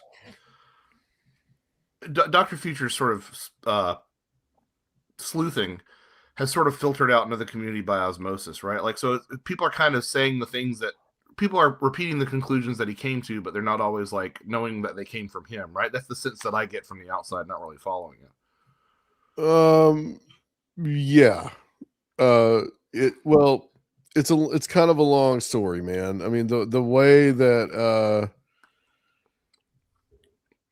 it was like, so Dark Clouds Over Elberton, that's the documentary that Mike was in. That's when him and Chris Pinto, they went to talk to the banker Wyatt Martin, who was, because they were going to do a bank loan to build the Guidestones.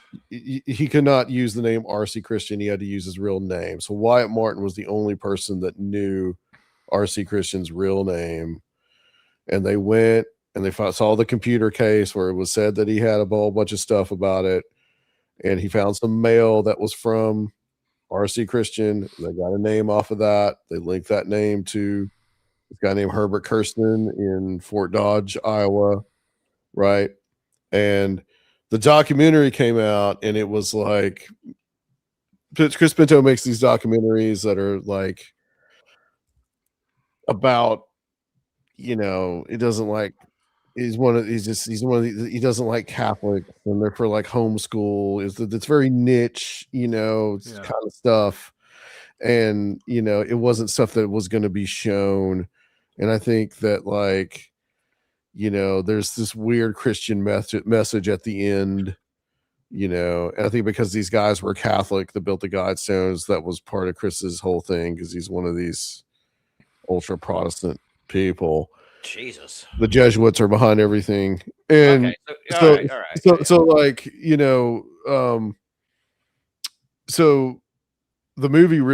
film didn't really gain any traction until after the Guidestones were blown up. Then before that, Mike had been contacted by somebody that I think he worked for CNN. I now think he works for the Atlanta Journal-Constitution, that saw the film, did a Google search, saw the film, watched it, got in touch with Mike, talked to him about it, and then it became wider known. And then John Oliver did a segment on it, not on the actual TV show, but as a YouTube video. So that gained a little more, that helped gain a little more traction, that this is who it is. And now I think this latest podcast, has given Mike a lot more, credibility. I mean, Mike, the research that he's done and the the chain of evidence is pretty solid, and that's agreed by several different people. I guess what I was getting at is like I've seen bits and pieces of what I've heard from his work pop up in other places, and it's almost like sort of referenced as like common knowledge or something now. Yeah. Good night, Bruce in the chat. Good night, Bruce in the chat. I'm still getting used to the chat thing. So. It's still getting I think it's still gaining traction. And I think this podcast will probably help it gain a little more traction. I'm glad that Mike has gotten. He was heavily featured in the second episode. Nice. And I think that's I might have to get him back on. Become accepted that this is that's who did it, who built it. I mean, that's such a encouraging story to hear, that someone solved something and it sort of, maybe that's the way a lot of these conclusions are reached, right? Is that they sort of there's it's like a Hegelian synthesis antithesis sort of thing, right? But like it sort of seeps out into the culture, and then it just sort of gets picked up as established fact. Mike did this. I mean, he did this for the movie. He did the research for the film. The film came out, and then he was just kind of done with it, and moved on to other things like his book. Like, I mean, and it's kind of slowly worked its way back to him. Dr. Future is cool, B. Baker. He is cool. Indeed, not he is. Was. Yeah, not was. He is cool. I don't know. Is this you discovering the tools of the No. I put the plug in earlier. For Cumberland. Oh yeah. So Cutch, you're going to be at Cumberland Con, right? In October. You weren't here for the plug. We plugged this. This is going to be. Oh snap! Yeah. I'm going to be there. October 2nd week or something like that. Second weekend. October 10th and 11th. 10th, 11th. Adams. I'm going to be there. I'm going to be there, and I'm going to be carrying precious cargo. I don't. Yeah. You, what? Tim? Oh, Jesus. Oh. The most precious cargo of all. Yeah, and you're my. We're gonna make it into a thing. We are. It's gonna be road trip part 2 with less stress this time, because we'll less stress because we won't be. There was a lot of uncertainty and nervousness about the whole Bigfoot hunt. There was so much nervousness about that. Yeah. So yeah, we got some sightseeing to do on the way up, and yeah, we haven't even really worked it out yet. But yeah, it's gonna be one of my great adventures of the year, I think. So it'll be a lot of fun. Now, I got Brad Pleasure here. He's the guy. He's got a lot on. He's really invested in this Patterson Gimlin. So I had you're very blurry, but we'll I want to bring you on. You're a former Binnall America guest and a friend. And there you go. You're less blurry now. So I talked to you a couple of weeks ago. You seemed kind of like you weren't ready to give up the ship, but I don't think you still are. You're still skeptical of this movie. So I guess because the three of us have been kind of like, we're kind of pretty much accepting of the story that we think is gonna unfold here, but you're not ready to accept what people are saying. Is that a fair assessment of the situation? I mean, I'm willing to accept what people are saying. Also, hello, Joshua. I don't think we've ever talked. Josh, Brad, Adam. I don't know where the fuck Adam went. Adam's conspiranormal, right? Yeah, he sure is. Yeah, this is the Hootenanny. So I floated the thing to you because it was like, I am interested. So what's your take now? It's been like 2 weeks. You were highly skeptical of this movie, the claims of the movie, when all the hubbub came about a couple of weeks ago. I'm sure you're still following it. Where have you landed since that? I'm still like, I don't doubt. I do doubt the claims of the movie that like it is that Roger did film somebody in a suit, and that's what the Patterson Gimlin film is. I do doubt that. I don't doubt like the other. I can't remember how you phrased it a minute ago, but you said something that made me. I don't think that it's all ridiculous. There was a new article that came out today. I've been following all the reviews and stuff that have come out about it, and there's a new one today that's where the filmmaker Mark Evans talks about how he views Roger as an outsider artist. Yeah. Which is kind of interesting, but doesn't really it's problematic. I think it's misunderstood. And it only works if you actually believe that he faked Bigfoot prints and the Bigfoot footage. Well, clearly the maker of the movie believes that.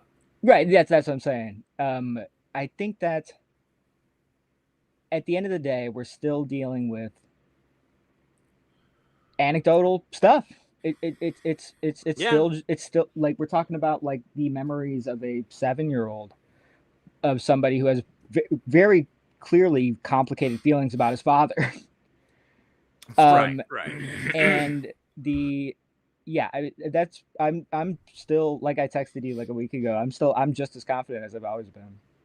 You're confident that this is a real creature in the movie? Yeah, I'm not doubt. I mean, the film is the film is the film. It stands up. Okay. Well, All I mean, what would be really interesting is if the dry run is fake and that was the plan. And then they got to right the side, right. like, oh damn, we don't even have to get out the suit, Yeah, see, that's there's that's two. what I would love. That would be my best case scenario. I think it was Scott's or something from the Astonishing Legends podcast. He made a point to that effect once, where he was like Roger, Bob, and the other Bob could have been there in Bluff Creek, and Roger with his camera ready to go, and right before he says action, a Bigfoot actually walked into frame, and it wouldn't matter that they were out there to fake it, because again, the film is the film is the film. I mean, but that's the way I prefer to think that the phenomenon works, right? I mean, our friend of the show, Steve Berg, asked me on his show whether I thought it was possible to that the Patterson Gimlin film could be a real Bigfoot, or it's like a valet control mechanism thing. Yeah. Yeah. Well, it's Go ahead, Coach. No, I was just gonna say I love that. Yeah, I love that idea. Yeah. Yeah, I'm trying to see. Oh, okay, that must be Kyle here. He's probably hello, Adam. I love your show. Oh, thank you, man. I appreciate that. Yeah, well, it'll be interesting to see. I think one topic we didn't talk about during we've been talking about this for a while, Brad. So I think we're a little Bigfooted out, to be quite honest. But there is one aspect of the whole situation that we have not mentioned here in this conversation that, maybe you'll have some thoughts on too. And that's okay, I'm seeing a lot of response where, and I empathize with this, where it's look, dude, unless this guy is bedridden or completely dementiaed out, and my heart, goes out to him if that's the case, Bob Gimlin has to fucking say something, dude. If he is cogent, he has to fucking make a statement regarding this when the movie comes out or sooner, because his silence speaks volumes. If he is as with it as the four of us, or the three of us and Adam, then he he needs to fucking say something, because a non-statement is damning. That's kind of my take on that. That's been the thing that I've noticed. It seemed a little bit duplicitous, is that up until 2 months ago, people were saying, man, Bob is as sharp as a tack. He's just on it. For a guy his age, he's absolutely on it. And then as soon as this came out, it's like, well, he's getting up there. Maybe he was confronted and confused in that footage. And again, I haven't seen it. I don't know, but it seems okay. Well, which one is it? Is it? And is even it, now, is which one of those is which one of those is an accurate assessment, and which one of those is just flattering what you want to be true? Right, and you're telling me no one's tried to fucking get in touch with him with all this in the last? There are people in Bigfoot world who are connected to him and shit. You're telling me no one's fucking called him or emailed him, or fucking people who go by the fucking house and be like, dude, what's going on with this fucking movie and shit, and he, so one of the problems that makes this so nebulous, I think, it's another reason why Patterson Gimlin film is kind of a paranormal clusterfuck, has been that Bob Euronymous has said now, I think since the late 90s, that he was the guy in the suit, and apparently he's made contradicting statements as well. Many, yes. Right. But it's that Roswell phenomenon that I mentioned. Exactly, right? yeah. So that adds to it. So it's been for several years now, at least, the late 1990s, it's been, Bob Euronymous' word against Bob Gimlin's word. Yeah, right. So, yeah. You know, And now you got the Pattersons mixed up Right. in the situation. and now you've got Patterson's son mixed up in it as well. So yeah. Hieronymus botched. Yeah. Hieronymus botched. Botched. Yeah. That's funny. All right. Thank you. Thank you, Brad. Somebody laughed at my nerdy joke. Yeah. I mean, we'll just see. Yeah. Yeah, we will just see. Like that's the biggest thing. Like I've been wanting to. There's a lot that I could say about it, but I'm just refraining from it after the recent Getting Spooked episode. Where I mean, I could just talk about it forever, but I still haven't seen the fucking thing. So it's very frustrating. Yeah. And again, the biggest part of this, that's the problem, is that people have incorporated this into their identity on both sides, right? Right. Yeah. And like they're not the level of the number of honest discussions that are happening, in good faith, where like you can have your opinion, but like people weren't dumb for believing that it's true if it's fake, and people weren't dumb for thinking that it's fake if it's true. Like it's been like the perfect. It's been in a perfect state of indeterminacy for 60 years, which is amazing. Yeah, that's true.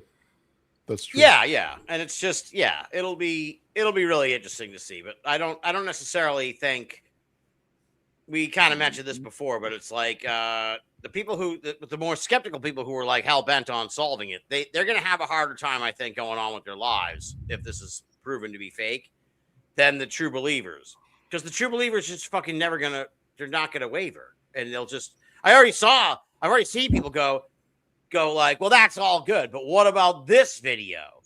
And there's some other video that's I forget the guy's name, but it's like now I have a feeling that'll be held up as like the standard bear Bigfoot video in the years to come. If this but it's like I mean, we've kind of seen this cycle play itself out with the Freeman footage, right? I mean, that's Freeman. Yeah, I'm somebody who sort of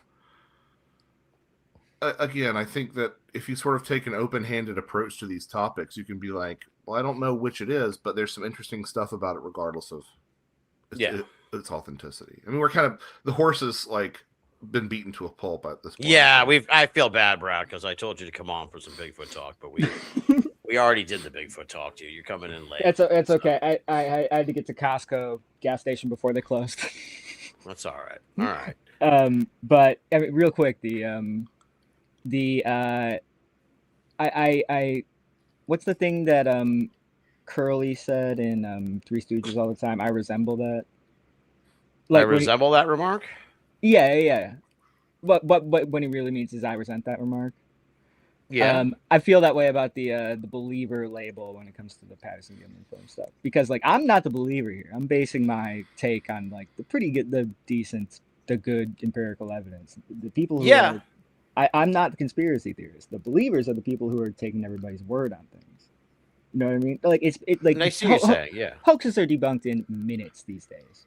Like it's been this long with all these technological advancements, and there's still no real. It is crazy. Evidence. I mean, I think that's what makes it such a special piece of fucking film. And it's also what makes it like a sort of Randy, Uri Geller sort of. They bump each other up. They need each other. And I feel that there's something about the Patterson Gimlin film that's like really, really powerful in a way that like is hard to quantify, and it really just makes people insane. Yeah, no, I agree with that. And I think also, like you made a good point. It does. I do worry, kind of like what you were saying too, Cutch, which is like, it is kind of like this like, perpetual motion machine that kind of fuels Bigfootery in general, where it's just like, all right, well, they'll always be debating the Patterson Gimlin. It's like, well, if they're not fighting about Patterson Gimlin, then what are we all doing here? So there's like, there's this town in Pennsylvania, and it's called Centralia. Have you heard of it? It sounds vaguely familiar. Yeah. The entire town had to be evacuated. It's not funny. The entire town had. I don't know. I'm laughing because of the comparison. I'm laughing because of the comparison, not because of what happened. What happened? I can't wait to hear. The entire town had to be evacuated because of a coal fire that was burning underneath the town, And that happened in like, I think it was like the 90s or something. It happened in, or maybe early, anyway, a long time ago, maybe 62. Anyway, apparently that fire is still burning under Centralia. Like, and like that, I think it's the perfect metaphor for the way that this is going to go for the next 40 years, right? Yeah, it's not going away. Yeah, it's just going to keep going on under the surface, and everybody else is going to go out their business, and it's still going to keep on being. Keep on going. Yeah. You know? This is also the fifth time it's been supposedly debunked. So it's also true. Yeah, remains to be. Yeah. It'll be, like I said, it'll be interesting to see if it comes out and it's like kind of a not as clear cut as it is, and it's like, oh shit, now, you know, and like it'll be, this little clip will be fucking dissected in the way that it's gonna be like the worst or best sequel, like fucking ever. It's like 60 years after Patterson Gimlin comes. Patterson Gimlin 2, the dress rehearsal. And it's like, we're going to get fucking 8,000 YouTube videos of people like dissecting the dress rehearsal video where it's like, well, what about here? Here it matches this suit perfectly in the fucking thing. Can we recreate the dress rehearsal video with an actual Bigfoot? Yeah, exactly. Yeah, exactly. It's like, it'll be. Far just confirmed that the Centralia fire has been burning since 62, so 5 years before Patty. There you go. Damn. And expected to burn for 200 more years. Just like probably. Discourse. Oh, wow. Yeah. What else were you guys talking about before this? Georgia Guidestones. Oh, interesting. Yes. Yeah. What about him? So. I don't know, dude. You should have been watching. That's. Just check out the podcast who blew up the Georgia Guidestones. Yeah, check out. Is that the name of the podcast? That's the name of the podcast. Yeah, that's a great podcast title. Whoa. Yeah. Did you do something to offend Cutch? Oh, there you go. All right, Brad. Well, I'm gonna wind it down with these two guys. So I appreciate you coming on. Sorry I brought you in so late. But it's my fault. This is how the Hootenanny works. So it's all good. The people in the chat are dropping like flies. Nice meeting you, Brad. You too. It's an honor, to be honest. An honor? Wow. Well, you've only just met him. I've been listening to all you guys for a very long time. So, I mean, I can keep you on if you want, but we're just pretty much wrapping up. So it's all good. I've overstayed my welcome already. Don't say that, dude. Don't say that. All right, man. I will. I'll talk to you on the flip side. Thank you for hopping on. Bye, Adam. Bye, Coach. Later, buddy. Yeah. So, Dr. Future, he's in the thing. Thank you, Brad, for popping in. I just can't do any more Bigfoot. I'm Bigfooted out. Oh man. I was like, I love Brad, and we did talk about a few more interesting points, but it was like I can't drag anything else out of this fucking Bigfoot story. It's like, Jesus. Yeah, I think the final thing here is just like, let's wait to see the movie. Exactly. You know what we'll do? We'll fucking when the movie comes out, we'll watch it, and then maybe the three of us will come back and do a fucking show together. Yeah, and we can all be like, oh my god. Oh, oh my god, guys, you're not gonna believe it. Yeah, Mr. Who's got the echo going on there? Mr. Harry Manroad. What is going on with Cutch over there? I don't know. I unplugged my speakers and now I can't. Just keep talking amongst yourselves. All right, you get yourself figured out. All right, so this Dr. Future podcast, I'll have to check it out. That's through the Atlanta Journal-Constitution, Adam. Yeah, Atlanta Journal-Constitution puts it out. Who Blew Up the Georgia Guidestones? Episode 2 is the one he's on. Excellent. And how many are there now? Like 8? I think there's 4. Yeah, so they're releasing every Tuesday. Okay, and how long is it? Do you know? I'm not sure how many episodes. How many episodes? Yeah, I don't know. All right. Well, sounds interesting. I'm gonna have to check it out. Yeah. Well, I'm starting to wind down. Before we go, the three of us have talked about this, but I haven't actually talked about it with anybody. I haven't posted on social media because I fucking hate social media. I've come to the conclusion. I'm just gonna outright say it that I fucking hate social media, and I don't like to use it, and I barely like. Chances are, if you see me post on social media, it's generally like around this time of night, and I'm probably had a few beers. So it's like that's kind of my. We just lost Cutch. That's kind of my shtick on social media. But I haven't posted this on social media, but I have recently fucking quit smoking. So this has been a long time coming. Thank you. And I feel confident saying that because I actually is little Brad still hanging around? Well, Cutch is gone. I'll bring little Brad in. Look at him. I think he fell asleep. What do you think, Adam? Is he sleeping? Looks a little bit like he is. Yeah. Maybe he's just in total concentration. All right. We'll let him go back to sleep. Cutch is back. All right. I don't know what the fuck that was. It's the Hootenanny, bro.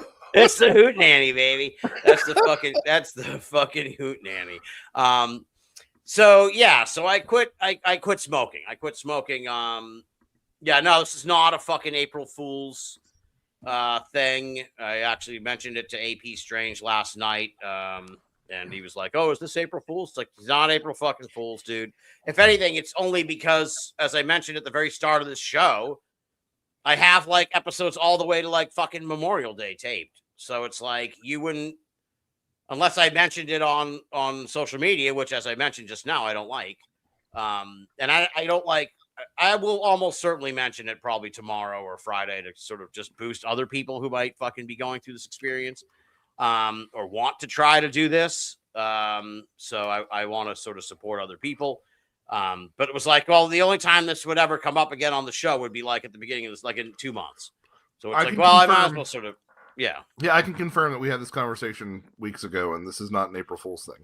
No, it's not an April Fool's joke. And if you're really super fucking like insane, you can go back and watch the show that we've just done, because I haven't had a fucking cigarette the whole show.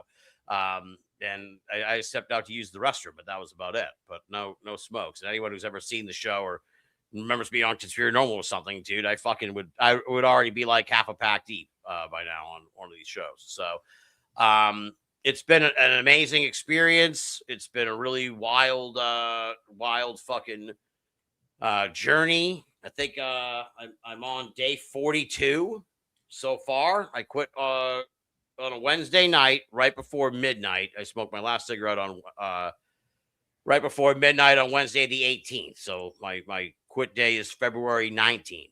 So I made it a month, and then I just keep fucking going. So it's been interesting. It's been a real challenge. And for people who this would probably really interest the listeners, is that this was through hypnosis.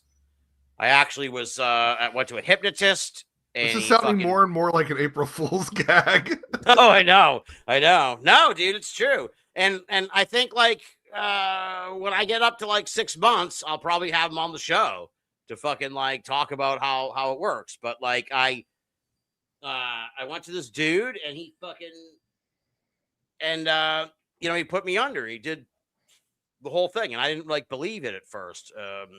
And I was like, this didn't work. Like, this was crazy. Like, oh, this is a bunch of bullshit. I paid several $100s for this because this guy's like a high, a credentialed hypnotist. He's been on TV and shit. So it wasn't just like some dude I found on Craigslist or just some fucking yapper on YouTube, right? So I was like, all right. So, I'm in the office. I do the whole thing, went under. It's like, that didn't, I'm already smoking a butt like within like 3 or 4 hours of like being home. Like that didn't fucking, but he's like, you got to listen to he gives you a copy of the thing. And he's like, you got to listen to it like every day. And so I'm like, all right, whatever. But I'm like, well, I paid several $100s for that. So I better follow the fucking dude's directions. Otherwise I'm just an idiot. So I did. I was listening to the audio every night or every morning or whatever with regularity. And then slowly over the course of like 4 or 5 days, I was just like, I don't really feel like smoking anymore. And then it was like, well, originally, like I would get to the end of a pack of smokes and it would be like, if I get down to like 2 or 3 or 4 smokes left, I'd be like, start getting antsy and be like, I got to go get more smokes. And then all of a sudden it was like, I don't even want to go get anymore. I just want to finish these and fucking not and just be done. And it was like, what the fuck? Where's that coming from? I was like, holy shit, that's the fucking hypnosis. That's the, like, this. It's working. It's working. And so then I went to see the dude on a follow-up visit the subsequent Wednesday. He had a second sort of session. This was more like definitive and like cut and dry. The first time it was like, hey, a little more easy going. And it's like, here, you know, now here, you know, you're no longer like hooked on smokes. Essentially, it was kind of like you're untethered from this thing. That was the first session. Then the second session was just like, well, it worked, and you're fucking completely untethered, and it's going great, and da da da da.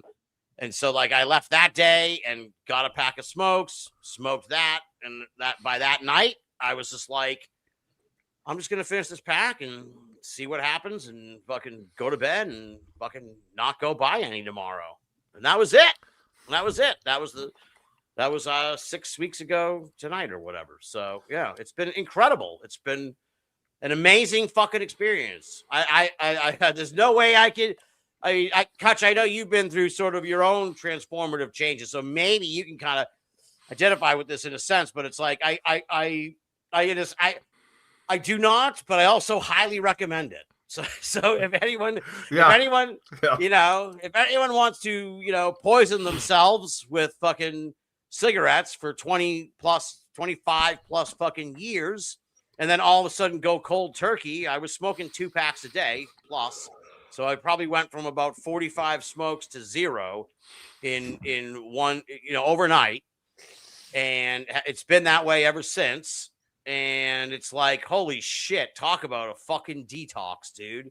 Like, talk about a fucking a 25 plus year fucking detox of these chemicals, and just my life is completely fucking different. I can't even capture how different my life is, but also very much the same in a frustrating way. That's awesome, man. That's really awesome. Thank you. Congratulations.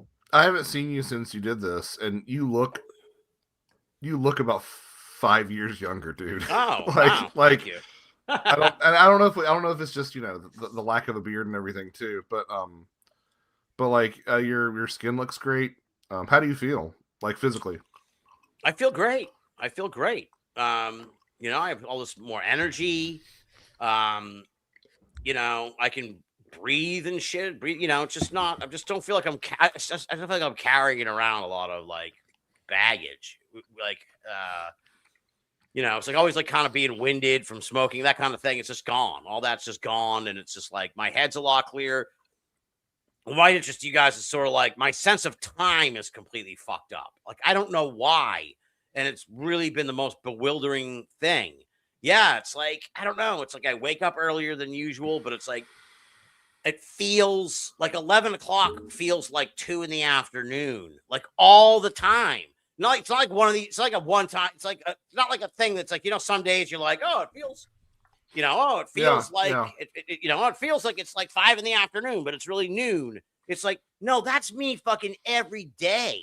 Like, and it's so disorienting, and I have no idea why that is. And it's like, I've actually looked it up, but I haven't seen any real references, like anywhere, you know, that anyone sort of has mentioned. Nobody else has gone through it. Yeah. But it's so fucking weird. It's so weird, and it's very sort of disorienting, because it's like you get the fucking app on my phone and shit. And it's like, you're kind of constantly in a state of now, where you're like constantly counting the fucking days, where it's just like, okay, now I'm up to this many days, and now I'm up to that many days. And I kind of, like on the thing, there's an app. It's like you have like, you put your own motivational thing, and mine's just like, I just want this shit to be over. Like, I don't want to be fucking even looking at the app anymore. Like, I don't want to even, you know, I'm ready. I just kind of like want to be just done with, like, okay, I'm on day 42. I want to get to the point where it's like, I don't even count the fucking days anymore. You want the training wheels off. Yeah. So it's like, it's frustrating, and it's just sort of like, but I'm just used to kind of going about my fucking life. And now it's just like every day you kind of just like, you're counting the days and shit while also experiencing new shit. And things taste different and things smell different. And it's just like, I don't know what to do with my fucking hands. And it's just a lot of weird little shit. And like, the cravings haven't been too bad. I kind of shaken them off for the most part, but then there'll be something that'll happen. Like just even tonight is like tough because it's like I'm stuck in the seat. A lot of times, like you will just get up and walk outside like I'm gonna have a cigarette and just walk around and just take some deep breaths and be like, okay, well, you don't need to, I kind of like part of the rationalization of it all is I've been kind of like, um, I like my drinks, so I'll still have a few drinks and everything. It's like sort of have that craving to have a smoke, but it's like, look, dude, like millions upon millions of people are fucking having drinks right now. They don't need to have a cigarette. That's a fucking addiction compulsion that you picked up that they don't have to have. That's an unnatural thing. It's not like, oh, well, everybody fucking goes. It's like, no one's going through this but you and like people who smoke and who got addicted to this. That's kind of why, like, I really appreciate everybody who's like, oh, congrats and well done and all this shit. But I just want you all to know that, like, I appreciate it, but I feel like such a fucking like fraud and an idiot. And it's like, and I know that that's not the case, but it's like, I feel like a deer that got a fucking bucket on its head, like 25 years ago. And I finally shook the bucket off and everyone's like, hey, way to go. Hey, I'm proud of you for getting that bucket off your head. And it's like, no, I'm an R word, man, for getting that bucket on my head in the first place. Like, I'm an idiot. I'm a moron. It's like, so I kind of have grapple with those feelings where it's just like, it's sort of a weird experience to sort of go through. Cause like I said, I do appreciate people that are like, hey, that's awesome, man. Good for you. It's like, thanks. But it's like, I'm a fucking idiot. I mean, yes and no. I mean, there's something just like there is apparently about me. There's something wired different about you, Yeah. The one thing that I will say is I think it's really rad that you got here through honestly a paranormal experience. I mean, I'm sure that the hypnotist wouldn't necessarily qualify it that way, but like, he's a magician. Yeah. Like, he basically manifested where you are now with, the two of you manifested that together, right? Yeah. Because he was stating this as if it's already happened. Like, you no longer have this need. And then that intention, like, drew you into the future to where that was true. And it's kind of like Magic 101, Yeah.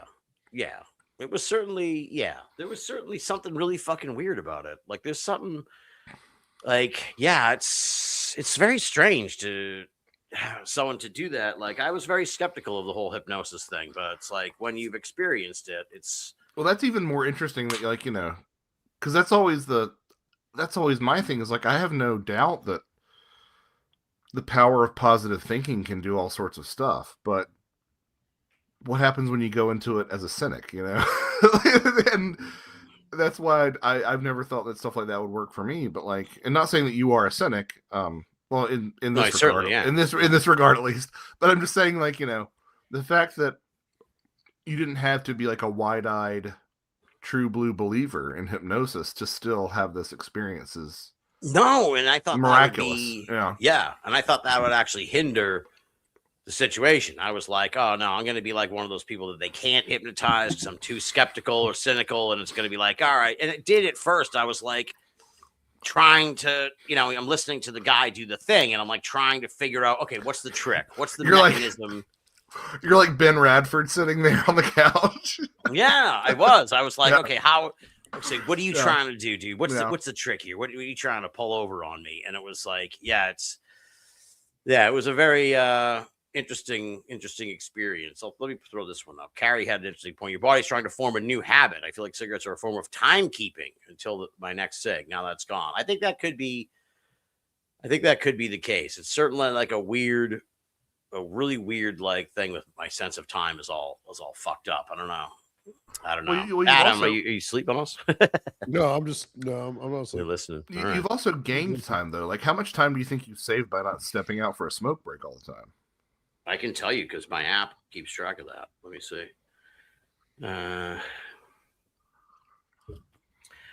It says, let me see, 5.8 days. So that's Time, yeah, and and time to that write is that. Time to write that novel.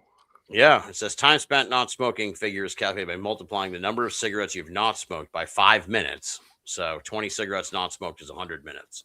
So yeah, so 5.8 days. It says I've regained 10 and a half days of my life. But to me, when I read that, I'm like, well, those are like the shittiest days with the last 10 days. So I've regained, I got the last 10 days. So it's like, oh, great. So I'm just going to keep stacking shitty days on at the end now that I get. All right. It gets easier. Yeah. And so, It really but yeah, does. no, I'm looking forward to, like I said, I'm looking forward to sort of not thinking about it, not really having to, just not having it as a part of my life. And it's great. I mean, I can, the really, one of the great motivators for anyone who's like listening, who's like, oh, I'd like to quit, but I don't know. Just look at that bank account, dude. The fucking bottom line is these are so expensive that, it's really I've saved already like $1,200 and it's only been like 42 days because I was smoking quite a bit down. Especially where you live, they're really expensive. That's what I was gonna say. Yeah. So yeah, so that's it. So thank you. I do appreciate, I don't want to sound like too cynical. I do appreciate everyone being like, hey, awesome job. But it's like, yeah, it's just kind of like, holy shit.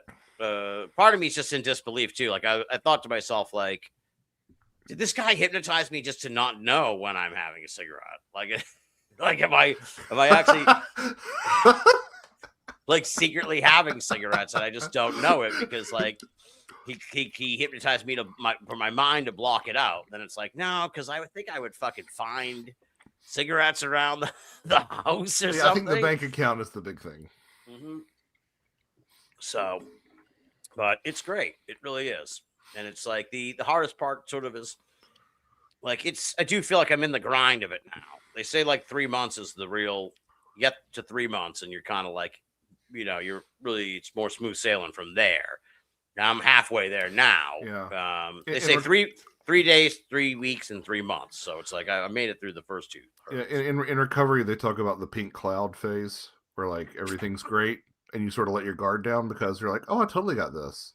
Yeah. I'll just have one. And then Yeah. Well, that's so many people online I've read up where it's like, once they get to that month mark, like once they get to a month, they're like, well, I can have one now. And then they immediately fall back into it. And it's like, I kind of was prepared for that and just blew right through it.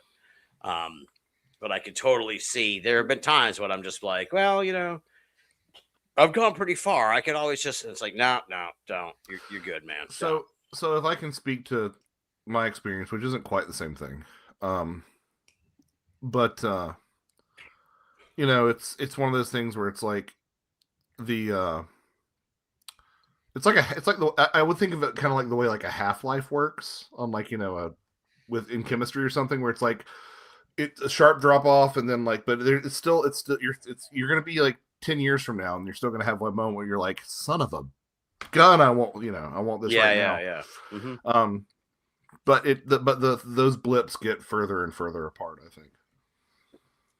Yeah. I hope so. And I know exactly. Yeah. It's certainly like, yeah, there were times, especially right when I first started, when I first quit, where it was like, I could feel them. It was like a toothache. It would be like, oh, Jesus. And then, but they kind of just go away. And now it's just like, now I just get kind of antsy more than anything. And it's like, all right, well, I just got to get into the habit of not fucking, not smoking it right now. So not smoking. But it's been great. And I highly recommend it. And I hope part of the whole thing of like, sort of, I mean, look, I wouldn't go so far as to like, I'm certainly not a very public figure. I'm public, I've had this podcast for like 25 years or whatever, 20 years. So it's like people know me. The smoking has always been kind of part of the brand in a way. It's in a weird sort of way. So it's like, I feel like it wouldn't be honest to not address this with people and sort of have the accountability where it's like, look, you know me, you love me, you see me smoking for all these years. I can fucking do it. You can do it if it's like, I think the best thing, put some accountability on me in a way where it's like, I'll feel like a real asshole if I go back to smoking now after sharing with everybody. Well, and I think that like the best thing you could have done was to keep podcasting, because like I know that a lot of people that I've talked to about stopping drinking have this moment where they're like, oh shit, was this me doing all this, or was this the booze doing all this? Like when it comes to like making music or writing or whatever, like what was that my secret sauce and now it's gone, and so the fact that you didn't like be like, well, can I podcast without smoking? You never had that moment. You just pushed right on through was important. Right. Yeah, no. And also good that I didn't try to use that as like, how this kind of is Cutch with alcohol. It's like I didn't try to use that as the loophole where it's like I can always have a smoke. I'm not going to smoke any other time, but I'm going to smoke. If I do a show, I gotta have it when I gotta have it when I do a show. And it's just like no. And then next thing you know, it's like, well, that was a good show. I might as well just have some smokes now. And yeah, the next thing you know, it's just like you're back. It's they're very similar. So it is a challenge, but it does, as you're saying about the half-life part, it does get better like as time goes on, and the next thing you know, it's but it time's gone by. It's crazy. It really is. We're all very proud of you. Thank you. I appreciate that. Yeah, it's awesome. I'm glad that you've done that, Tim. That's great. It's a big step. I just like because you've been quiet this whole time. That sounds like that's someone who wants to go to bed. So that is the voice of a man at the end of a hootenanny, my friends. I want to thank Adam and Cutch here for indulging me here in this last 20 minutes or whatever, but also for joining me here on the hootenanny. As I said, this was kind of like just a sort of a test run in a sense for maybe more live shows in the future and a chance to catch up with two good friends, and also and Brad, of course, who hopped in for a little while and to cover this Bigfoot thing, because even though it wasn't breaking at this point, certainly was something that like there's a lot to say about it, and I hadn't had a chance to say yet, and it was great to talk to Cutch and Adam and Brad about it and really explore this thing. And like I said, we'll all get back together again when the movie comes out, and then we can do sort of a response to it. And with all that said, thank you guys, and thank you to everybody in the chat room. I need to be more interactive, and I'll work on that next time we do a live show, because there was a lot of cool folks in there, and there was a really cool conversation going on, and so I appreciate everybody who joined in here to watch live. It's been a while since we did a live show. Thanks to everybody in the chat room. Thanks to everybody who watched live but didn't chat. Subscribe, like, all that stuff. Leave reviews on iTunes. Adam's thing is Conspiranormal, the podcast. You can find it there. Cutch has a whole shitload of books. Josh Cutchin, is it Joshua Cutchin, the website? JoshuaCutchin.com. And thank you. My nanny has been thoroughly hooted. Oh, all right. Jeez, you can get in trouble for that. That's like Harry Man Road. Oh man. Well, thank you everybody so much. Happy April Fools, and go get Hootenanny. It's a hootenanny.